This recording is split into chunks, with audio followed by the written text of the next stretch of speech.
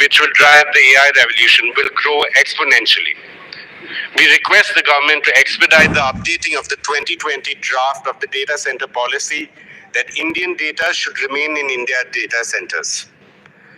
Therefore, is ready to set up AI and machine learning data centers.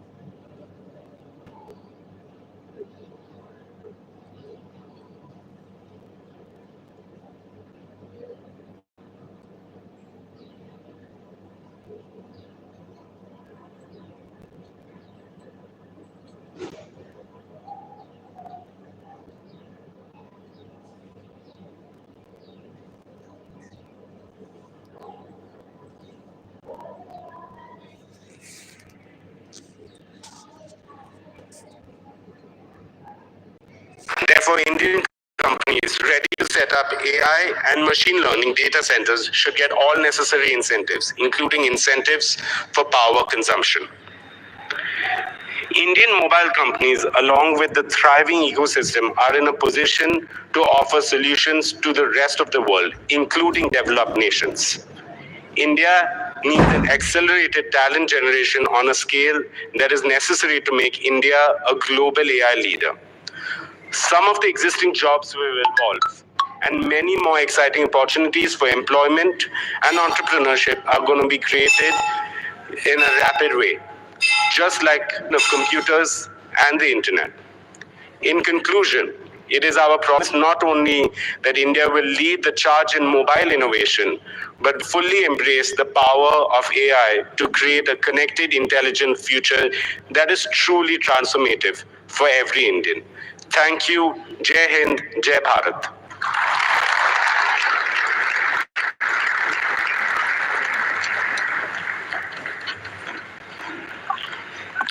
Thank you, Mr. Ambani. May I now invite the Chairman of Bharti Enterprises, Shri Sunil Bharti Mittal, to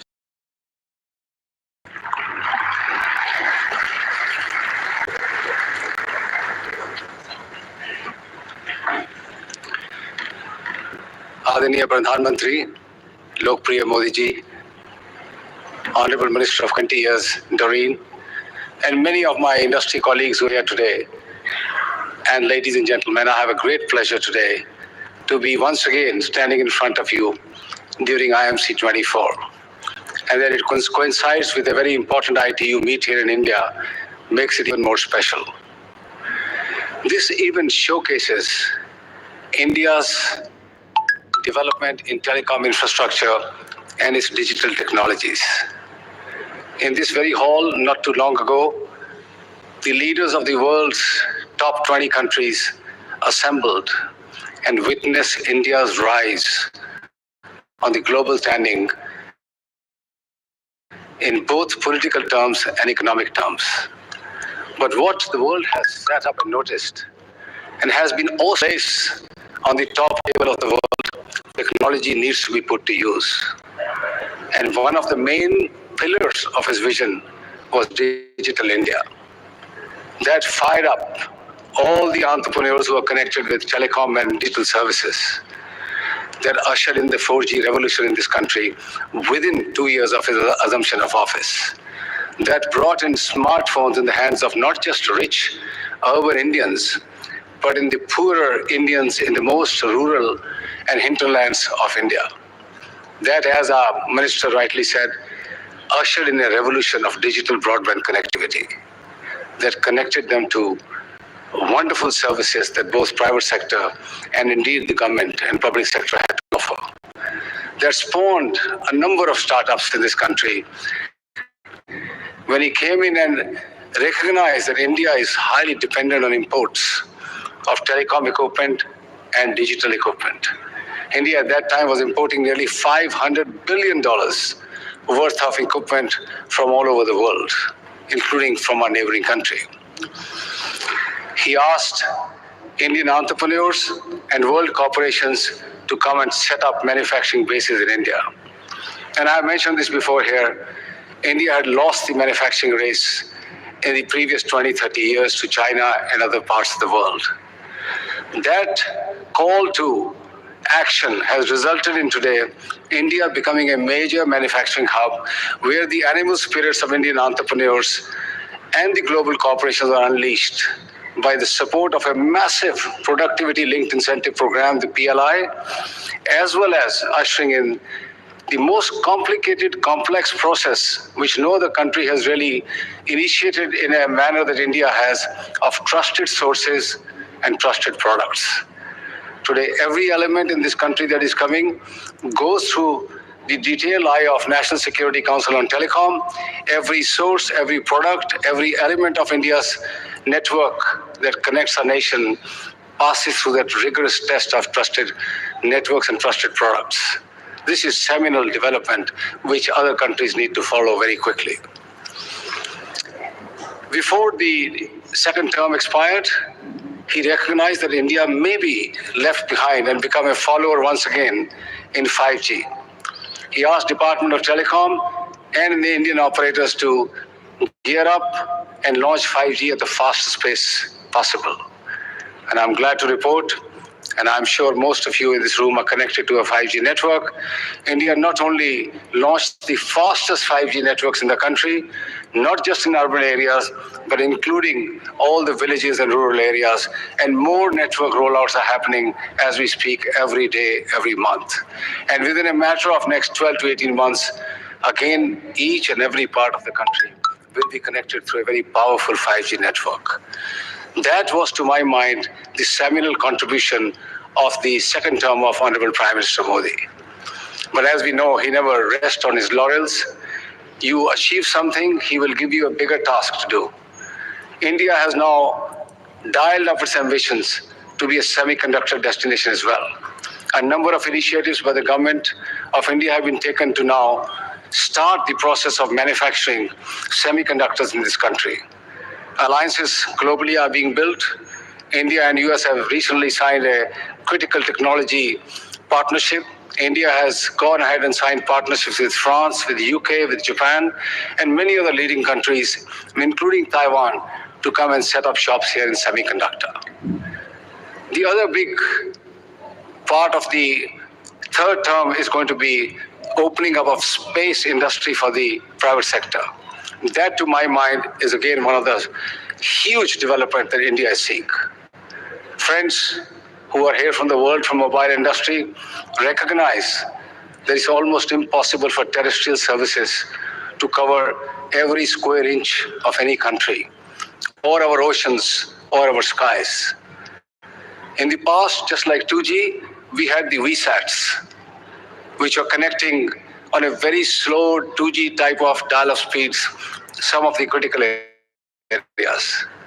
With the launch of LEO networks, the low Earth orbit, of connecting 4G speeds and massive capacities in the hands of those who have been left behind, India has 95% of population covered, but they live in 75% of the places.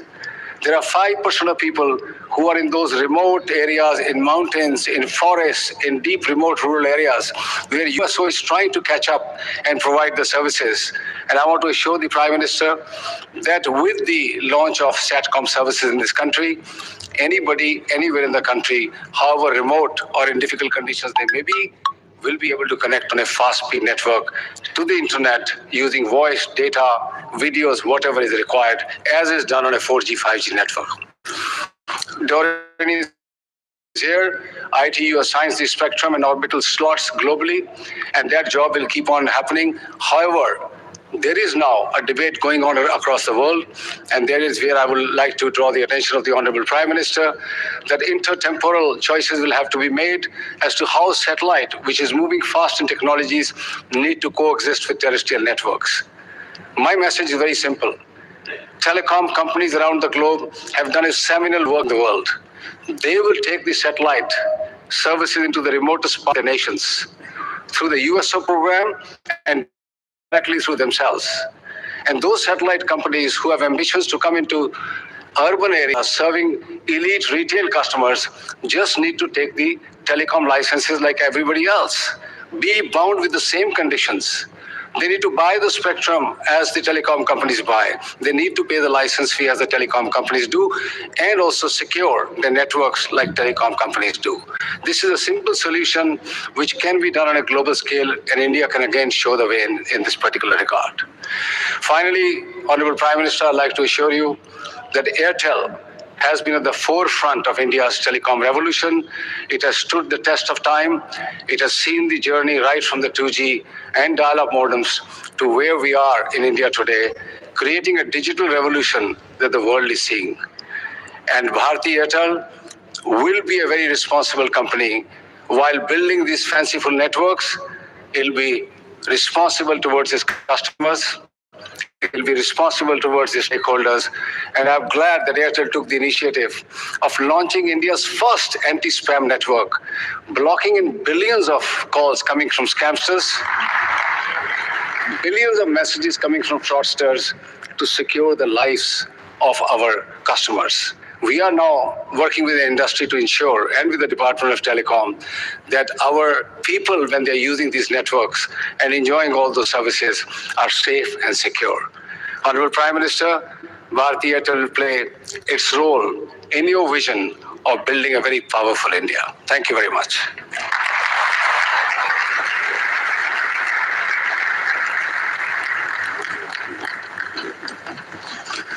Thank you very much, Ms. Mehta. May I now invite the chairman of the Aditya Birla Group, Shri Kumar Mangalam Birla, to please say a few words.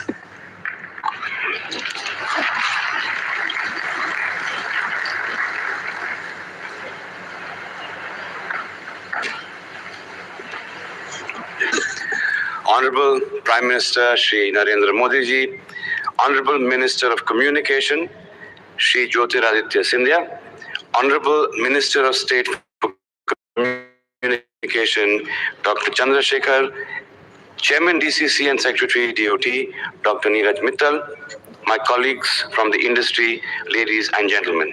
It is a pleasure to be here as we mark the inauguration of the 8th India Mobile Congress and reflect on the remarkable progress made by the telecom sector in delivering connectivity and the benefits of digital transformation to Indian citizens.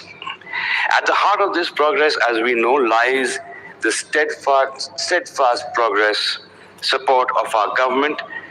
Our government has consistently recognized the importance of digital connectivity and has introduced several reforms over the years to drive us towards an even more connected, empowered, and inclusive digital nation. प्रधानमंत्री जी, इस digital परिवर्तन की नींव आपकी vision ने आधारित की है.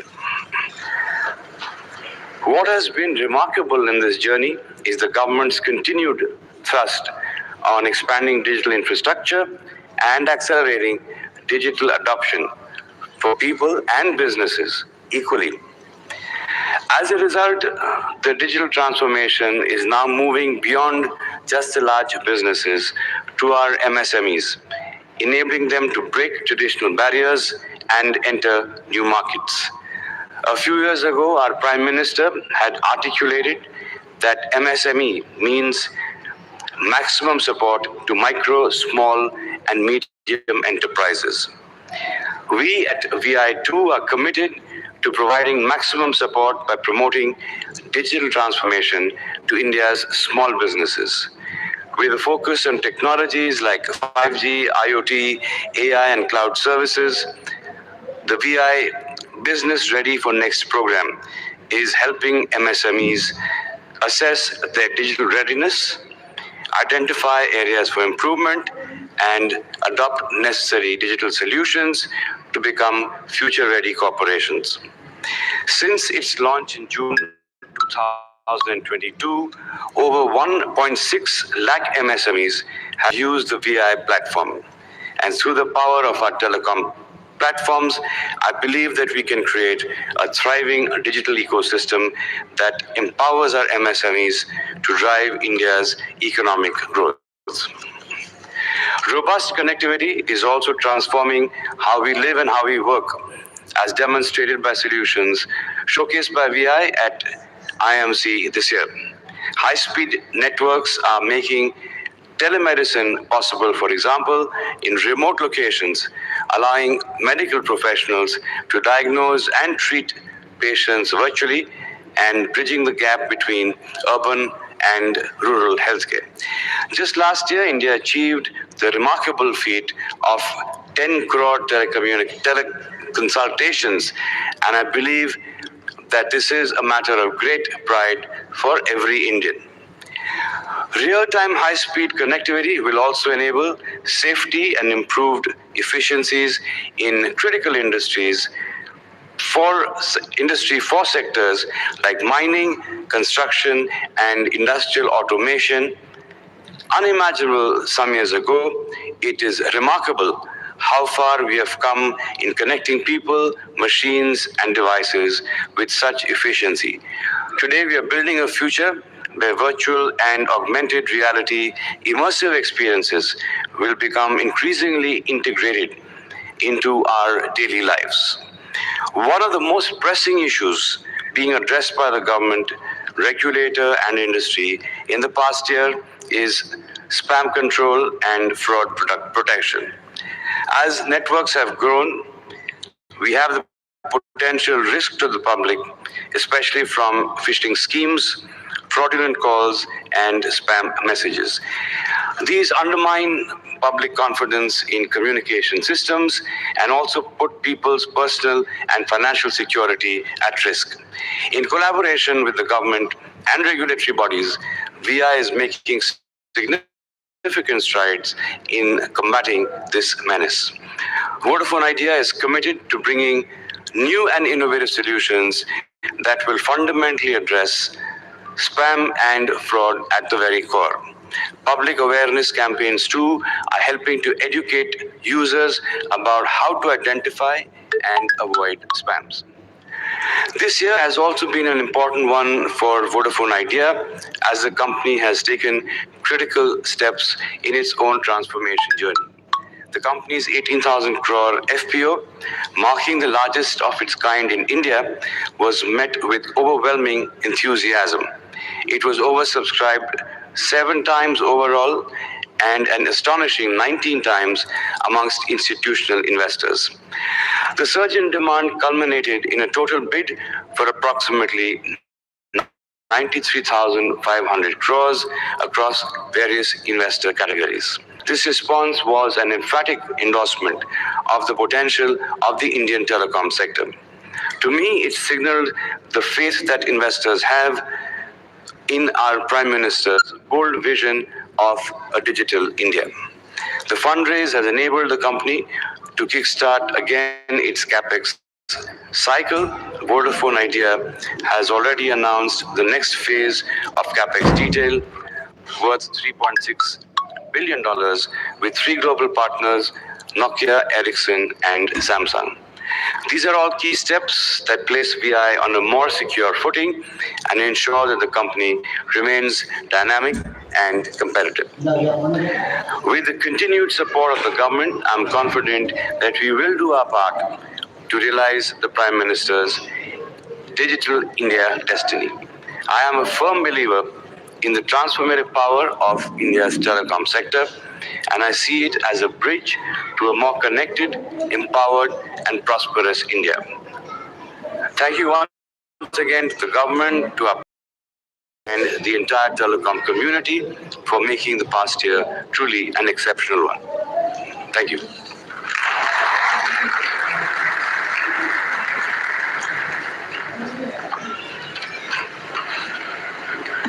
Thank you very much, Mr. Birla. May I now invite the Secretary General ITU, Ms. Doreen Bogdan-Martin, to please address the WTSA 2024.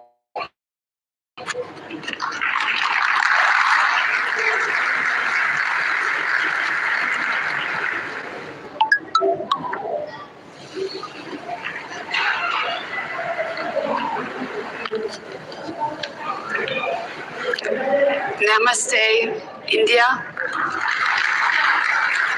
Namaste, Modi ji. Namaste, Minister Sindhya. Minister Chandra. Honor to stand with you here today, with you, Honorable Prime Minister, to open the 2024 World Telecommunications Standardization Assembly and India Mobile Congress in a joint ceremony. I think this is a powerful symbol of the deep ties between the ITU and India. Ties that were at the heart of our meaningful conversation last year when I had the great pleasure to inaugurate, together with the Honorable Prime Minister, the ITU Area Office and Innovation Center. Since then, it's been an incredible year for digital. As digital innovation in AI and other emerging technologies continues